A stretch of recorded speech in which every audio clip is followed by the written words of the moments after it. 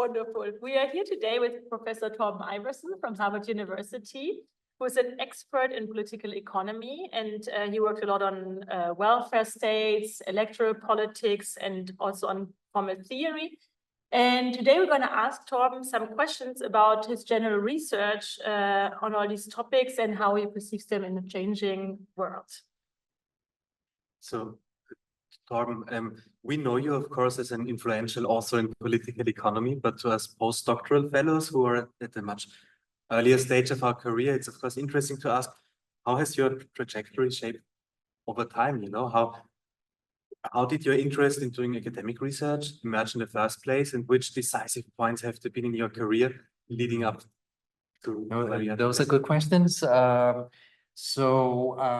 got my original degree from University of Aarhus in Denmark, and it got me interested in political science and political economy.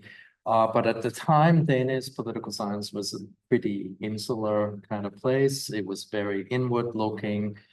And so I really wanted to go abroad, basically. And I'd been to the US before for shorter study visits, and felt it was a much more exciting place to be. Actually, much more open discussion about comparative politics and political economy. And I ended up going to Duke University for my PhD. My wife got in as well, so Duke was the obvious coordination point. And it was a good choice. It was a small department with really excellent faculty and other students. And I sort of had three mentors there. One was Bob Bates. And he of course worked on Africa, but he was such a brilliant theorist and clear thinker, and I really learned a lot from Bob. And then was Herbert Kitschult, who had an enormous knowledge about European societies and got me interested in electoral politics. And I think you can see throughout my work, right, that electoral politics is there somewhere in the background. That's Herbert. But probably the biggest influence was Peter Lang, who was a very influential sort of mover and shaker in the field of comparative political economy at the time. Then later on, he sort of took an administrative career, became provost at Duke. But at the time, he was really influential in comparative political economy. And he got me interested in all these issues. I think at the time, so we're talking about sort of around 1990, there was still in the field a lot of discussion about corporatism, neo-corporatism. It was sort of the dominant framework, actually, at the time. But it was, so we read Philip Smitter, for example, and Colin Crouch and Wolfgang Streeck and so on. But the theory and practice, you might say, of corporatism was going through some difficult times, is one way of putting it. So there was this sort of building consensus, right, that if you had societies with very centralized interest organizations, unions, employer associations, and you had a government that accommodated their interests through especially macroeconomic policies, but also social policies, then the system would work really well and produce full employment and some redistribution in the process. The problem was that when you look at these corporatist societies at the time, they were in decline. That included my own country, home country, which is Denmark, and later on Sweden as well. So they started to decentralize, actually, and they also started to move away from these Keynesian policies to adopt more monetarist policies. So there was this big change also in macroeconomics at the time. And these developments were very, very puzzling, but because the sort of existing theories suggested that these societies should be working particularly well. It seemed like they had a lot of troubles in the economy, rising unemployment, wage pressures, and so on, inflation. So I wanted to understand that. And I think that sort of started my interest in political economy. And that was sort of that was my dissertation, to try to understand this double shift away from highly centralized corporatist interest intermediation, the Philip Smetter kind of type, and the shift away from Keynesianism to monetarism. Why did that occur, right? It was just a really exciting puzzle. So that was my dissertation and my first book. And then it moved in steps, partly because of the people I was exposed to, I would say.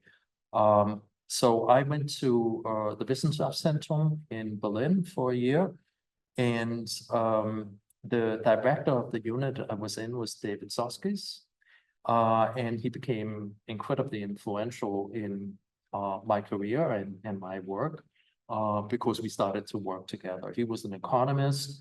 I was, of course, a political scientist, but we seemed to be thinking the same way about problems. And I think those kind of synergies that you experience with people that you really connect to can just generate a lot of interesting new ideas. And that's what happened. It was also just a very vibrant sort of intellectual community. So David Soskies had taken over sort of a part of a German institution and made it work in a British way instead of a German way. So instead of hiring sort of full-time German professors, he basically spent all this money on getting postdocs and graduate students and young scholars from Britain and the United States in particular to come in. And we just circulated through his unit, talked to each other. And this was, of course, a time where there was this shift towards varieties of capitalism. It was this collaboration between Peter Hall, my current colleague, and David Soskies. And it was an exciting time. And I sort of plugged into that emerging research agenda and tried to contribute to it in various ways. So I think those were sort of two initial big, sort of influences on my work. And that was, I should perhaps add, right, the varieties of capitalism approach was really a response to the troubles of neocorporatism, right? They thought this was way too much focused on labor, in labor parties and so on. We are studying capitalism. And if you want to study capitalism, you have to understand firms and how these firms operate in an institutional environment that make them do things in particular ways. That was sort of the new framework, I think, for comparative political economy at the time. And it's still very influential. That's a very nice hint to the next question, actually, because now you walked us a bit through of like how you experienced the evolution of theory and comparative political economy over the last 10, 20 years. But what do you perceive currently as like the biggest challenges still to solve, or the biggest puzzles for this theory? Yeah, it's a good question. I mean, I think in some ways, our theories and what we work on reflect to a considerable extent the world we live in, right? And so the world has changed a lot over the past 30, 40 years. The economy has changed away from an industrial economy to this new type of knowledge economy. And in this process, inequality has been rising hugely. And I think we are all sort of trying to understand what are the causes and what are the consequences of this rise in inequality for the future of democracy and capitalism. And I think there's this sort of related question about the rise of right populism and disintegration of the established party system. And these new parties emerging on the left, but especially on the right. And it's impossible not to mention Trump here, right? I mean, this is sort of a very dramatic expression of this new cleavage. I think we're all trying to understand that right now. And so I think a lot of theorizing is driven by these big changes in our environment.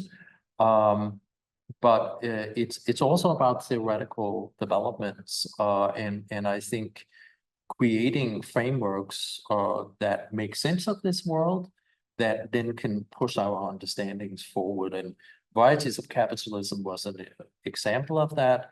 And I think the more recent work that is sort of bringing in electoral politics in a more prominent role has increased our ability to explain and understand phenomena like the rise of right populism.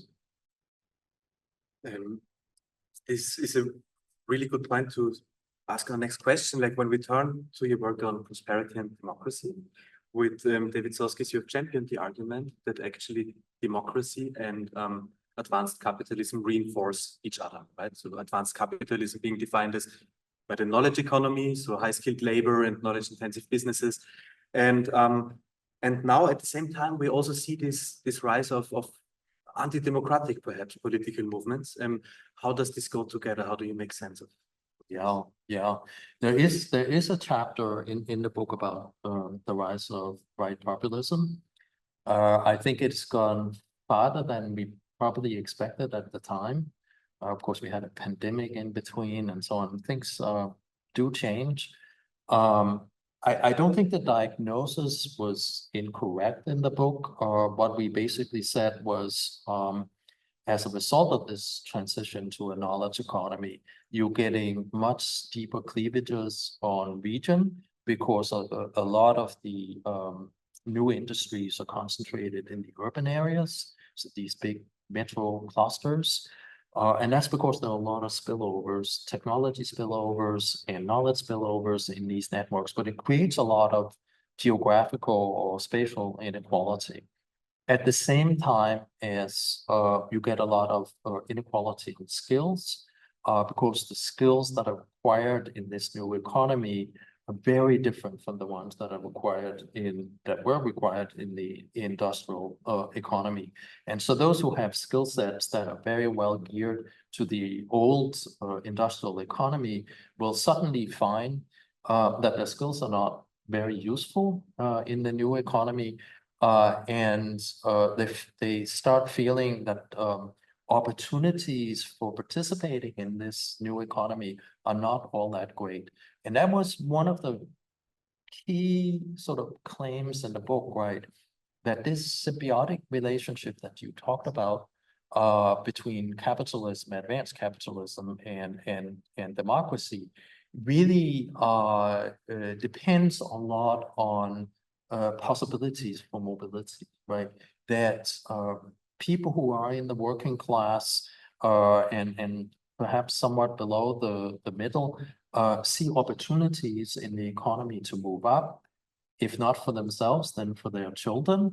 And that creates aspirations. And these aspirational voters, if they really believe that they have a shot at it, it's sort of like the American dream, right? Oh, there's a real possibility of upward mobility. If you have that belief and it's sort of supported by observation and reality, then I think you tend to support the institutions and you just sort of want to continue expanding these institutions and the industries that give rise to all these new opportunities. But if you feel that you shut out of those, right, you react against the system, right? It's like, it's not working for me. And I think that when we talk about Trump, a lot of American workers, right, are feeling the system hasn't really worked for them. And there's a lot to that, right? And we could see this in the data. Inequality is rising very sharply. and mobility is going down. And mobility was a big part of the symbiotic relationship, right? That you had these aspirational voters, and then you had people at the higher end, who saw mobility also as a possibility that their own children might end up below them, right? That was a real possibility for them because they were exposed to all this competition from working class kids. I was from the working class myself, and I got a great education, right? I could compete for jobs that I otherwise would not be able to compete for, right? And then they support social insurance. Social insurance is a very important part of the welfare state, partly to protect their children in the future, right? And you get that kind of circulation in the system. I think you get a lot of support for institutions and for democracy. When it stops being a mobile system, an opportunity economy, then those who feel that they left out of the system start to react against it. And I think what we underestimated a little bit, perhaps, is just the extent to which a large portion of people have been excluded or feel excluded from this new economy. And I think it's extreme in the American case because it's a very, very decentralized system, right? And so you have a lot of public policies that are decided at the local level. And when you look at these prosperous areas and the urban centers, right, the public policies and the local governments are basically run by highly educated people like us, right? Living in good, nice neighborhoods with good schools and so on.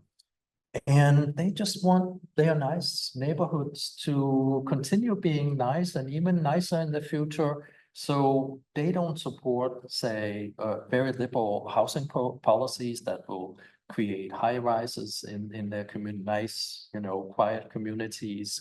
They restrict zoning and so on. And then they actually create barriers, right? And those barriers are greatly increased by increases in housing prices, because these areas become very attractive places to live, but also very difficult to move into. So there's sort of this real sense that opportunity in America is increasingly restricted to the privileged and the educated and those living in the cities. And so you see more and more of this kind of urban-rural divide in American politics. In the Republican Party now, Trump is sort of a reaction to the way that institutions evolve, right, to really emphasize opportunity for those who could take advantage of these opportunities in a good school district and so on. But it's sort of forgotten about how do we create opportunities for those who live outside these hubs of opportunity. And I think the left, the center left really needs to think hard about how we open up the cities and how we open up for more opportunity in order to undercut this reaction, which is a reaction against policies, but as you sort of indicated, it's also sort of a reaction against the institutions themselves. And a lot of, Harris in the presidential election, right, was really going on this thing. They tearing down democracy, right, and thought this is going to be a good issue to run on. And of course, I completely agree with her. This is a real concern. But I think a lot of people, right, are thinking, I don't really, this is really abstract to me, what you're talking about, because I don't see really that these institutions have done much for me or my kids. Our lives are not as good as we could reasonably expect it to be. We used to be part of the middle class. Now we're sort of outsiders in this system. So that's what I think is going on. I think it's paradoxical, right? Because this new economy was created, as I see it, as a result of this symbiotic relationship, right? These governments in the 80s and 90s were really, really trying hard to find a path forward. So this is something we forget, right? But this is actually the 70s and 80s is a period of deep crisis, economic crisis. Lots of unemployment, lots of inflation, deindustrialization, right? Massive deindustrialization, lots of jobs in my hometown just disappearing, right? Because they were manufacturing jobs. And governments trying to find ways forward. And the way forward became this new knowledge economy, invest heavily in higher education and these other supporting institutions that are required for the knowledge economy. But an unintended consequence of all this was to increase inequality. And that happened, especially in these decentralized cases like the US. And then you get a big backlash, probably bigger than I imagined, because I thought sort of enlightened self-interest by the elites would make sure that they would see the importance of spreading opportunity. But I think when you have a very decentralized system, you just don't see the big picture, basically. Coming from the elites to the state, because now you mentioned the state trying to tackle a crisis, as far as I understand, underlying the symbiotic relationship of democracy and prosperity is also the idea that we have a free trade system, that like we can attract FDI, that like the economy grows through that. But recently, especially since COVID, we have seen an extreme surge in active industrial policy, in discussions on tariffs and so on. And I mean, Trump is one of the first people now to bring this up. So I'm wondering what your take is on the future in this regard. Yeah. I think it's a very good point, because or sort of opening up for trade and competition in general, right, was an important part of the reforms in the 80s and 90s. Because it was thought, competition is going to be good for growth. And I agree with that. This is a way of making companies perform and innovate and so on.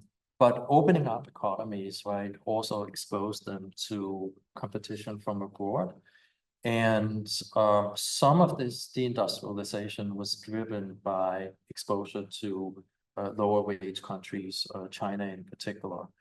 So there's a big debate in the US about the China shock, right? That you suddenly get these areas where there's so much import from China that a lot of manufacturing jobs are disappearing very quickly.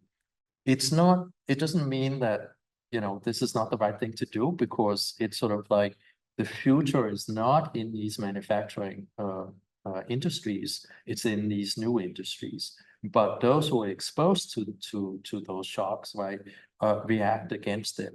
And in particular, and this is where the welfare state comes in, it goes all the way back to an old argument by John Rocky, that if you don't have institutions, really solid institutions of compensation, then you react against the opening up of the system. John Rocky argued this was something that happened in the 1930s, right? Because this was a period where the welfare state was very underdeveloped, right? And it was at the same time a system with very, very open borders, right, to foreign capital and trade and so on. And so when the international economy went into a steep decline in the 30s, the reaction was to close down the borders, right? And in part of that, the reason for that, this is John Rocky again, was that there was no welfare state to compensate people. And so his argument was that the welfare state that was created after the Second World War, right, was one that allowed the opening up of trade and more exposure, and therefore the ability to take advantage of the gains from trade. The US, I think, has not had a welfare state and system of training and education that has been sufficiently developed to address these shocks in an effective way. And if you can't do that, people turn against trade. So I think that's what's going on. Close down the borders, we'll be better off. It's obvious that this is not really an option in Europe. certainly if you come from a small country like Denmark, right, it would be completely ludicrous to think that you could shut down your borders or something like that. To immigration, yes, but not to trade, right? This is the only way that we can be a prosperous country. But for a huge economy like the American, you can sort of get away with both, at least for a while. I think it's a bad idea because trade has created such an interdependent economy, right? That a lot of American products are actually made somewhere else, or major components of those products are made somewhere else, and then maybe they assembled in the US or designed in the US. But if you put tariffs on those, right, you're really you're shooting yourself in the foot, right? Because it's going to hurt your own industries. So I think this will become apparent if Trump is imposing sort of major across the board tariffs on imports. So I think there will be a realization at some point. I hope also in the Republican Party that these policies are actually really bad for economic growth and really bad for prosperity. And ultimately, this is how you win elections. And the only alternative is not to have elections, but I hope they don't go that route. No. Speaking of compensation, by the way, you have more recently published an article in APSR about redistribution and whether it still works. And I recall you argued that in most advanced democracies, redistribution to the middle classes and to the poor still basically works. So income inequality is rising, but we still redistribute, we still compensate, but the US is an outlier. Yeah. And there's something, could you elaborate on this? Yeah, no, I didn't necessarily expect to see this. And sifting through, there's this huge new data set, the World Inequality Database, that is really fantastic. It's better than the Luxembourg income study. So you can really see what is happening to incomes over time in different countries. And I was surprised to see the extent to which the bottom had actually been able to keep up in Europe, not so much in the US, right? The middle class I was not too surprised about, because I think at the end of the day, you can't really pursue policies with the kind of political systems that you have in Europe without incorporating the interest of the middle class. The bottom is a little bit more puzzling, but it's sort of a positive result, right? Because it's more redistribution than I had expected. I think in part this is driven by insurance motives among those who are concerned about maybe falling down. So they seem to really matter still, and I think insurance motives are incredibly important for understanding the welfare state. And the other thing is that there's still a lot of support for public goods, and especially public education. And as long as you invest heavily in public education, you also help create opportunities at the bottom. That's what is missing in the US, right? In both dimensions, right? That the better off, the better educated, those who live in these nice communities in the urban areas are too little concerned about those below them. They just don't really think that their own children will have any trouble making it in this economy. And they mostly write about that, right? And so they don't support social insurance to the extent that most middle classes do in Europe. And then on the public goods side, right, there's much less investment in public education in the US now. It's sort of been somewhat privatized.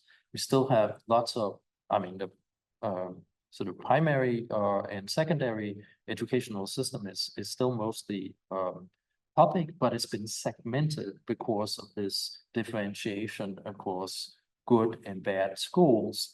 And the university system is still mostly public, but a bigger and bigger share of the cost of going to university are carried by students, right? If you come from good families, with strong incomes and so on, you basically can pay for this, so you pay for your education, but it excludes working class kids. Back to this problem of creating barriers to upward mobility. So I think that's the contrast between the US and Europe right now.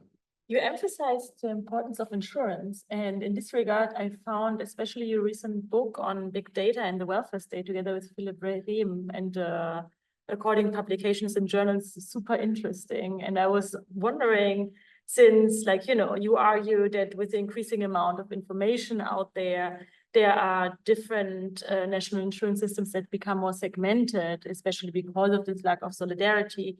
But I mean, we are seeing more and more data, not less, no? And I'm wondering what your take is on where is this leading us? Yeah, I think that is a really important question. And I think we had sort of forgotten about the origins of social insurance, right, through the welfare state. Akerlof, many years ago, wrote a very, very influential piece. It was called The Market for Lemons. And by lemons, he meant used cars that were not worth the sales price. And that was because the owners knew that these were lemons, bad cars. That's what you call bad cars in the US. And as buyers, people didn't really know whether they were buying a lemon or a cream puff. The cream puff is one that is much better quality than you can see, right? But it's been taken very well care of and so on. But you can't differentiate the lemons from the cream puffs. And then he showed in a very, very simple model, right? Then the market falls apart. You get a market for lemons, and that's the title of the piece. And that means you don't really have a used car market anymore. And it was incredibly important insight because it could be generalized also to insurance, right? So insurance companies face this problem, right? That they would like to take on good risks, when they pay premiums and so on, they're gonna be able to make a good profit on those people, but they really, really don't want bad risks, right? But let's say that they set up an insurance scheme that is sort of really tailored to the good risk and with relatively low premiums. What is going to happen is that a lot of people with bad risk that say, that looks like a really good insurance to me, right? And so they want to buy the insurance. And this is sort of adverse. So Akerlof called this adverse selection, right? You get the bad risk selecting into the insurance schemes, and as they increase the cost and therefore the premiums, those with good risk are saying, this is not worth it. And so then you get into the spiral again. You end up with lemons in these insurance schemes, and then they don't work and markets fall apart. And I think this is a really important sort of condition for the rise of social insurance. Right? There are a lot of social risks that could not be insured, sort of in the early emergence of the welfare state. And that was because, in many ways, this incomplete and asymmetric information. And I think in the early phase of, this is the argument we're basically making in the book, in the early phase of the development of the welfare state, there was a lot of uncertainty. So you had these major sort of structural transformations, the decline of agriculture, the rise of industry, the movement from the countryside to the cities, a lot of uncertainty and little sort of knowledge about what generates risk. And then you also had a situation in which Keynes' sort of ideas about how you manage the macroeconomy were not really internalized yet. So you also had a lot of business cycle movements and so on. So you had a lot of uncertainty, a lot of people feeling, gee, anything can happen here. bad things can happen to me. I don't really know what my risk is here. I'm just going to assume, this is an argument by Hassani, I'm just going to assume my risk is average. And if you assume that your risk is the same as everybody else, then you're very happy to be in this public insurance pool where you basically get the same level of insurance. And I think that has been massively redistributed. The question we then ask in the book is, well, that's no longer true, is it? I have pretty good ideas about my own risk in all sorts of ways, right? We have a lot of information about the risk of becoming unemployed and so on. Some are high risk, others are not. Some are high risk of health problems and others are not, and so on. The more information that is out there and that insurance companies can acquire, the more feasible it becomes to create private markets. It's sort of the Akerlof model in reverse, right? Now, all of a sudden, you can actually imagine these private insurance schemes, a private provision of all sorts of insurance. And so our concern was sort of, will this create sort of the emergence of these private markets for risk instead of public markets? And I think that has happened to some extent, but only at the margins, because once you have a big public system, right, it's actually difficult to opt out because you're paying for the public system and now you are adding private insurance on top of that. But I think there are a lot of sort of top-up insurance schemes now that are privately organized and that more and more people opt into. And I think that's going to undermine, or the risk is that that's going to undermine the support for the public system. It's sort of the similar thing when people opt into private schools. Like, once they're in private schools, why should they be spending a lot of money on the public schools? Right? It's sort of an additional cost for them, and that would undermine the support for the public system. So I think this is a real concern. There's just this information, big data is used big time, right, by insurance companies, but also vendors of all sorts, right? And so the credit system is also very much affected by information, because you can much better differentiate between good risk and bad risk. And those at bad risk either can't get the loans or they get higher interest rates, right? So it creates much more differentiation. So I think the solidarity that existed in the old sort of insurance intensive welfare state is being somewhat undermined by these processes. Even if there isn't sort of full movement towards a private market, the more people know about the risks, the more skeptical they're going to be about certain types of public insurance. Do we really need this? Do we really need insurance for these people at this level? I'm not exposed to unemployment, right? I mean, I have tenure. So, it could make you think about, how much money do we really need to spend on unemployment insurance? Right? So the more differentiation on risk, and the more people know about this, the more pressure I think there will be in the political system for differentiation, not necessarily by introducing markets directly, in private markets, but sort of introducing choice and differentiation in the public system, sort of a shadow of private markets on the welfare state. That was the argument in the book.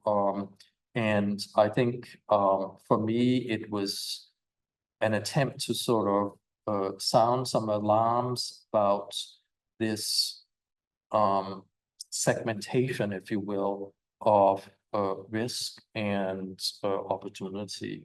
And this was just a sort of another process that would contribute to that bifurcation of risk. I'm actually learning a lot from our conversation. It makes me think about, for example, how would climate risks channel into this model, or what are the next things that are Yeah. coming up. But maybe we have been here for 40 minutes already, and we're at the end of our questions. Is there anything else you would like to tell us about? What would I like to tell you? Yeah, What is would there be the anything we have not question? asked you Oh, about? yeah. Well, I mean, maybe I can talk a little bit about sort of what young scholars should maybe be thinking about Lovely, doing yeah. and so on. I mean, if I was getting into this now, I think I would certainly be interested in these big processes of change. It was sort of a little bit the same way when I got into the field by this transition away from corporatism towards something new, right? Something different. How do we analyze this? How do we theorize this? How do we conceptualize these changes? How do we make sense of the relationship between inequality and redistribution in this new world, where it doesn't seem to work quite the same way as it did in the old world? And I think if you're interested in these questions, right, then focus in on those big questions and pick some piece of them and try to answer them any way you can. I see a lot of my students doing it in a different way. And so this is why I'm saying this. I see a lot of my students sort of trying to pick ways in which they can identify some causal effects, some discontinuity out there that will enable them to say, okay, X caused Y. But they forget sometimes to explain why I should care about X affecting Y, okay? And so it's not enough for me that there's a causal effect. I need to know why this is important to know, right? And that requires theory, and that requires broader sort of theorizing about these changes. And I think attention to the big problems, the big issues in front of us.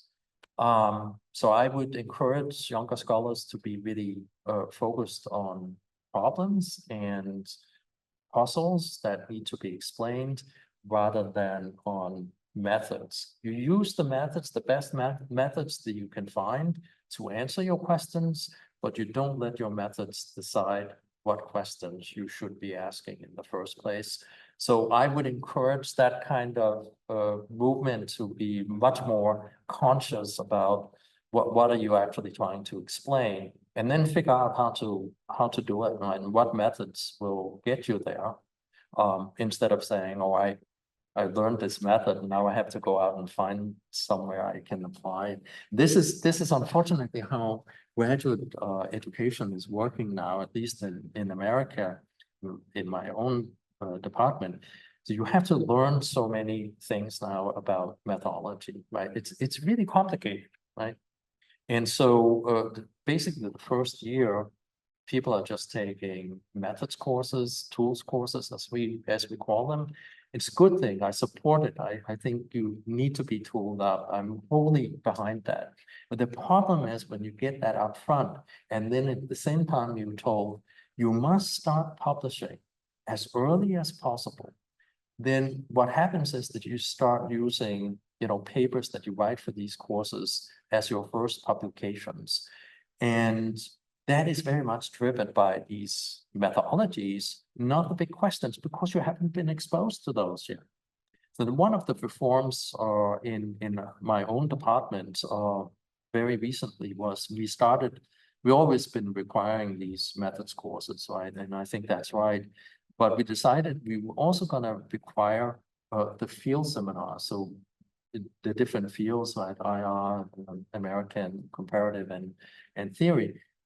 These are now required courses, and it was a way of forcing our students to think really hard about these bigger questions, right, across fields, and then go back to their methods and saying, how can we use those to answer those big questions? So that would be my advice.